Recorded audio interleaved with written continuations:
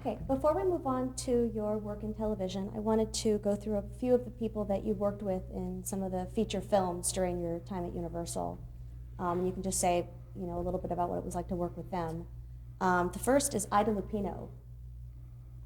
Well, that was my real beginning. That was actually even before I did the Autry film.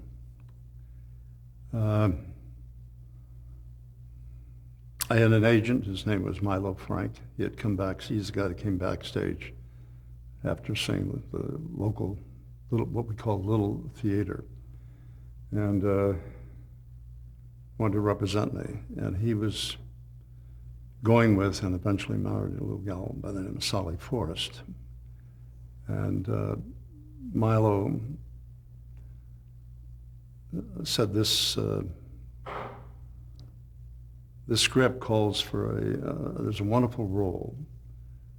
It's a second lead. The lead is Keith Purcell, but the role is of a paraplegic, and it's a very wonderful role. And I come down to the office and take a look at the script. So I went down to the agency and I looked at the script and I said, "Can I take this home?" And they said, "No, because it's the only script we have." So I said, "Well, can I use your copy machine," or whatever they did at the mimeograph, whatever. And they let me mimeograph the thing. And I took it home and I memorized every role. And the meeting with Ida was up at her home, which is only about 2 or 3 miles from here, up in Mulholland. She was married to Collier Young, producer at the time. And so I was going to be going up there at around 1 or 2 o'clock in the afternoon for the interview and to read the script and with her, read the role. And I remember this very well. I was going to the Presbyterian church at the time, and I remember I was sitting there, and I think I had $1.50 in my pocket, and they passed the plate, and I hadn't eaten anything, but I decided to put the $1.50 or what it was in the plate. And from the church went up to the house and pulled in. She answered the door. She said, "You're just in time for lunch." So it worked out okay that I put the money in the plate. But she introduced me to some of the other people who were there and then took me into the living room, handed me the script, and said, I would like you to look at this particular scene and then let me know when you're ready, and then I'll read with you. And one thing I learned from my dad is that in certain situations you keep your mouth shut. You wait until you see what's going to be playing out. And then, but in this case, instead of saying, "Oh well, I know the role," I mean, I know it by heart. I've memorized every role in it, and being the smart ass, so to speak. And I just decided to keep my mouth shut, and I said, "Okay." And so I sat there and looked at the scene she had chosen, which was a pretty obvious scene for the character that I was eventually going to do. And gave it a reasonable amount of time, 10 minutes or whatever it was, and then I went over where she was outside with the people, and I said, "Oh, Miss Lupino, whenever you're ready." She came in, and she sat down next to me, and I held the script, and she held the script, and we started the scene, and at the end of it, she paused, and she put the script down, and she looked at me, and she said, "That is the greatest cold reading I've ever heard." So I didn't say, well, I had memorized it, whatever, and I got the role. And about, I guess it was 7, 8 years later, I saw her, some party or something like that, and I told her the story then. I said, "Do you think I would have you still would have hired me knowing that I had memorized it?" She said, "Sure, I would have, because it was a good reading, but whatever." It was the story of a paraplegic. And this was true of things that I did after that, anything where I was involved in a physical way or any way where I could really go the extra mile to prepare for that character. I got a wheelchair, which they gave me I said I would like to practice. And of course they didn't know what I meant by that. They were just in a wheelchair, all you gotta do is somebody will either push you or you roll it over to, that's, well, I'd still like to practice. I learned how to do one-wheel stands where you can balance, you can tip the wheelchair over one wheel and hang there. I also took it onto a basketball court with some of my friends and learned how to play basketball in a wheelchair. And that they decided to make a scene out of that. But he was able to, as a paraplegic, as any paraplegic does in reality, they really learn how to use that wheelchair. And they become, very, very mobile, amazingly so. And that kind of became a trademark, that anything I did, whether it was with a horse or with, in Africa, Texas style, I had to rope, antelope and a water buffalo, and eventually a rhinoceros. And so I practiced and learned how to rope, whatever. But it was also very true then in Wyatt Earp, because I read a great deal about the guy, and when I got the role, I decided I really wanted to try to become as proficient with a Colt 45 pistol. And so I practiced about 1,000 hours or more on the quick draw. And until when we went on the set, I was able, they didn't have to cut away. They could just stay with me, and all of a sudden it was out. And the other guy was not there anymore. And it was the authenticity, I think, that also made the show right away into the top 5. It was the first adult Western. Well, now before we move on to that, I want to run through a few more names of people that you worked with in the feature films, and then we'll move on to television. I just wanted to get a brief impression from you of working with just a few names from, like I said, your feature films in those early years. The first one was Lloyd Bridges. Bud Bridges. He and I had the same business manager, Bill Hayes, and because of that, Bud never had to worry about his future. Anybody that was managed by Bill Hayes wound up independent, because he insisted that the money be spent wisely. They got into quite a few different real estate deals in which we became, partners. In my case, had very little time to spend money, because I was, working. We did 18, 19, 20 pages a day. And when we were on hiatus, I would do a horse show or rodeo or whatever and bring in some extra bucks, which went into the bank. And I just worked very hard for, 20, 25 years, and the money was well invested because of Bill Hayes. So, but Bridges also was one of the first actors I worked with in a film called Rocket Ship XM, which was the first sci-fi film of its stature. That was back in, what the heck was that? I guess it was in 48 or 49. And Bud was just a wonderful man. He was a very human being, and very smart, and had a great family. And of course, we now see his 2 sons. They're working all the time. They're great. What about Rock Hudson? Rock, he was a freshman with me at New Trier High School in the North Shore of Chicago. He was in the same class I was, but he wasn't on the football team. Anyway, Rock, I didn't really get a chance to know him too well in high school, because we were just 2 different groups. But we did have, that in common. Rock was a very kind man, a very, he knew his job, and he was on time at the set, and he knew his lines, and he was a very proficient actor, and I think a very, very nice human being. What about Buddy Hackett? Buddy Hackett?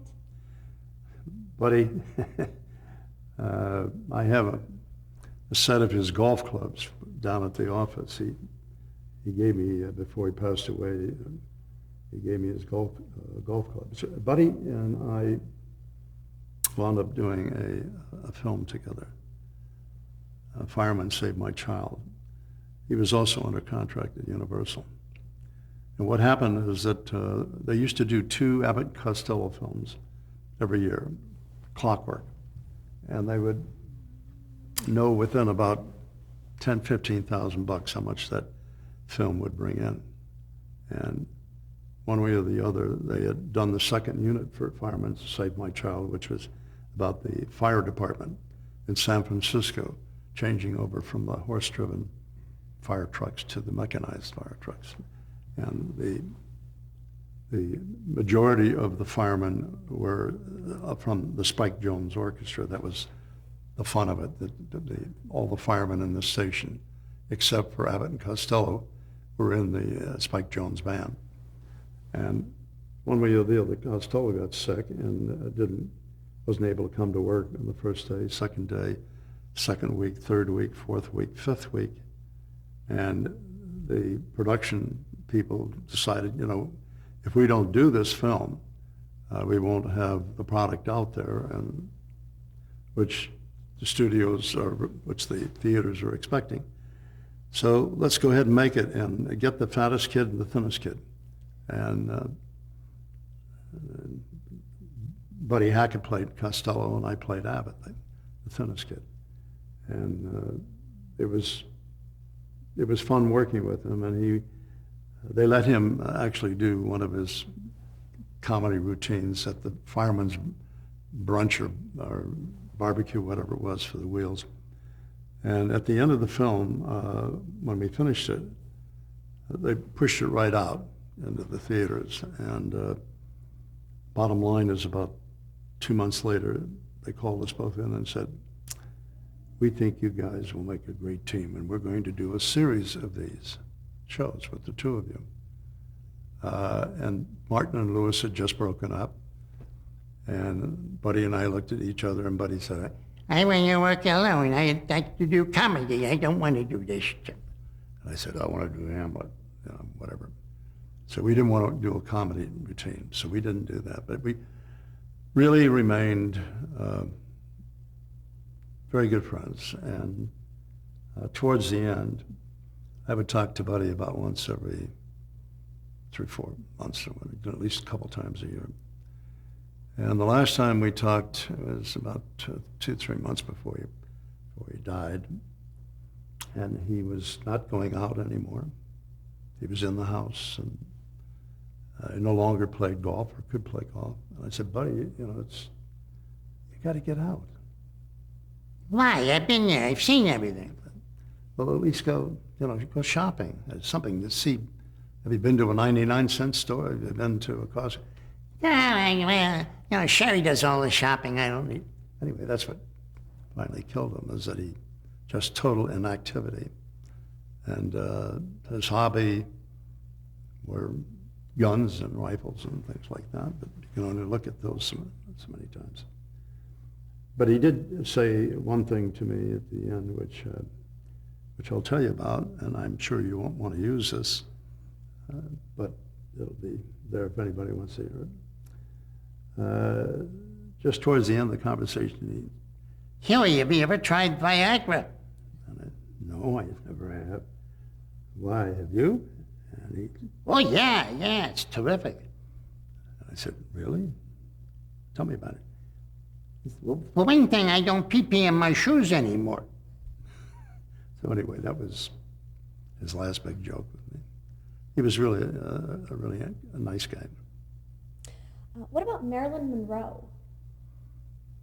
We were doing a film up in Canada with Alan Ladd called Saskatchewan. And Marilyn was up there doing a film with Rory Calhoun, which was called, I think, A River of No Return. And I had met Marilyn when we did a film at 20th called No Business Like Show Business. And she was, for whatever reason, was very nice to me and a very sweet person. And here she was in this Banff hotel, all by herself, and a lot of eager guys running around. So I kind of make sure that she was, okay, and that she was not bothered. And it worked out okay, because I let everybody know that if anybody came within 10 feet of her, that they would have to answer to me. And anyway, so she appreciated that, I think. But she was, yeah, beautiful, terrific build. But she was a very, very soft, very,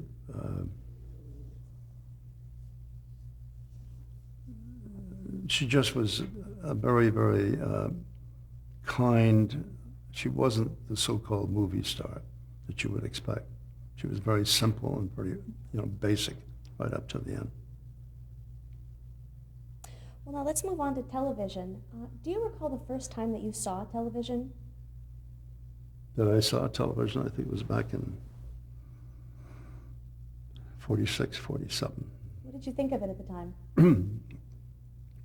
Well, hell, I was just getting, used to the radio. I thought it was terrific and had a lot of potential. I can remember under contract at Universal, they started doing their first television series, and they wouldn't let any of us go near it.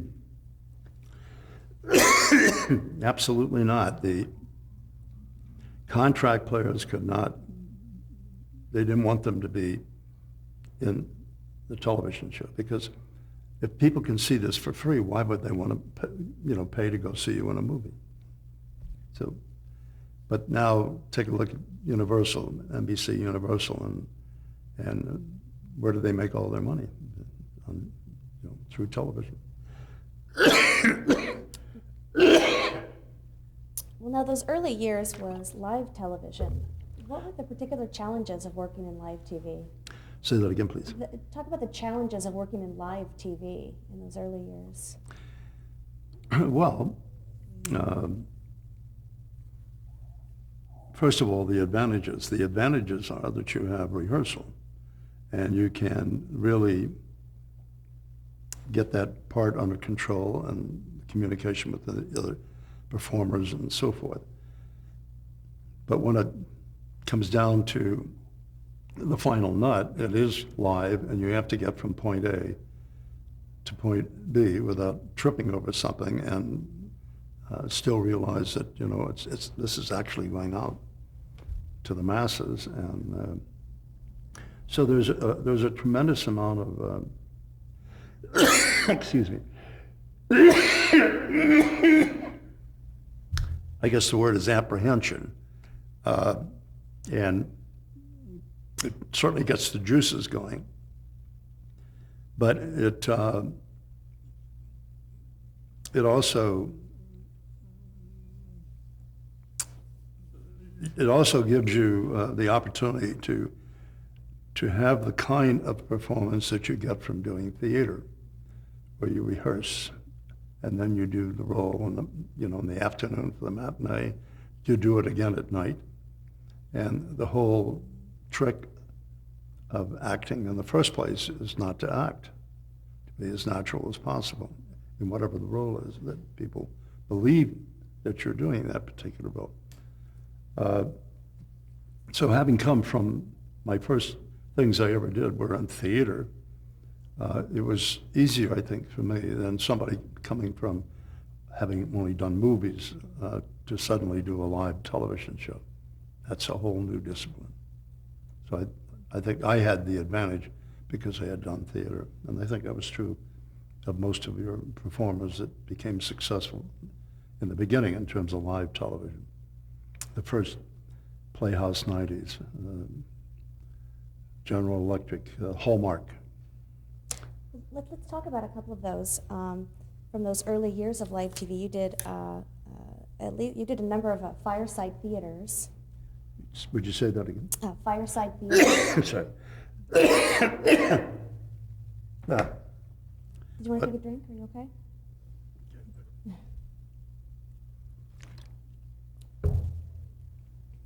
That's surely genuine. One of the live TV shows that you did a number of episodes was Fireside Theater. For NBC, you did Miggles, Going Home, Shifting Sands, and 11th Hour. Do you remember any of those? Are you asking me about the people? What are you asking? Well, what do you remember about that show, doing any of those? Not really that much, other than, I mean, they just all kind of flow in together. But when you do a Hallmark, or when you did a Playhouse 90, simply because of the stature of the show and the length of time and rehearsal or whatever, those are more memorable in terms of, from my point of view anyway. Well, now, what do you recall about that Hallmark Moby Dick production?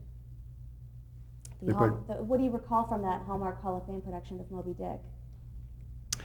Well, one of them we did in England. I can't even remember the title. The other one I did was about a football player. Oh, that was later, yes. And played the quarterback. Excuse me.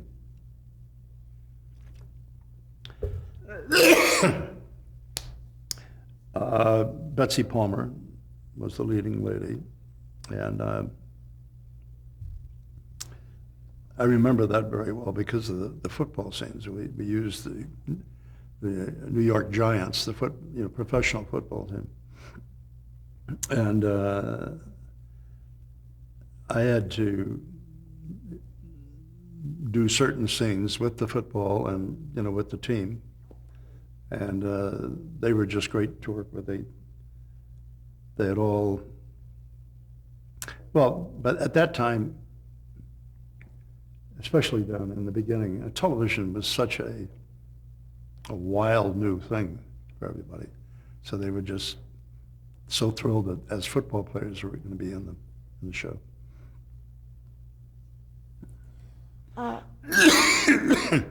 Another show that you appeared on a handful of times was the Loretta Young Show. What do you recall about working with Loretta Young? Say that one again, please. One of the shows that you worked on a number of times was the Loretta Young Show. Yeah. What do you recall about working with her? Well, it was kind of fun because I used to mow her lawn, and so when I got the role and went on the set, she looked at me and said, "I've seen you someplace before." I said, "Yes, on your front lawn," and that was a big joke. And she was an absolute stickler for detail. She was,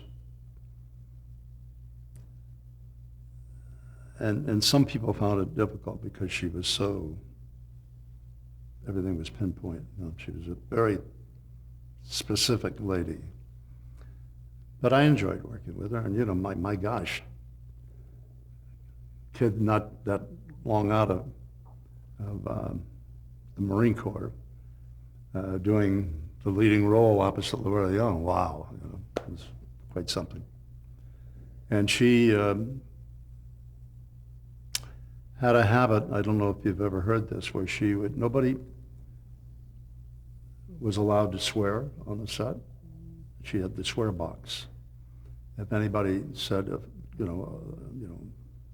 four-letter word or whatever, depending on what the word was, okay, that'll be $2, it'll be $5 or whatever. And it was very famous.